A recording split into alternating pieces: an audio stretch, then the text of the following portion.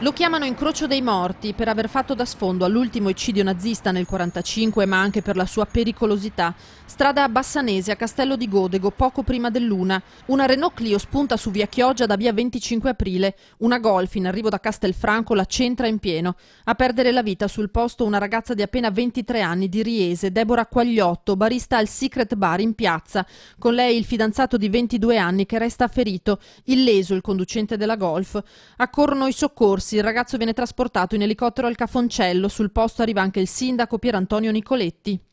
Sembrerebbe, da quanto si è potuto vedere, ma ovviamente la polizia stradale farà i rilevamenti del caso, che sia uscita abbia interessato l'incrocio. In quel momento arrivava un'auto che da Castello di Godego andava verso Question di Loria e ha centrato l'auto, la portiera, dove è del guidatore. Le amiche di Deborah sono volute andare nel pomeriggio sul luogo dell'incidente. Da 2 anni il comune sta risparmiando per trasformare quell'incrocio in una rotatoria. Soldi Veneto Strade non ne ha e l'ente locale ha deciso di arrangiarsi. Ieri, fatalità, presso Veneto Strade è stata consegnata la ditta che ha vinto l'appalto, sono stati consegnati i lavori e quindi i prossimi giorni si aprirà molto probabilmente il cantiere, perché i lavori devono essere finiti entro il 31 dicembre di quest'anno, quindi è proprio una fatalità che il giorno dopo la consegna dei lavori sia accaduto questo.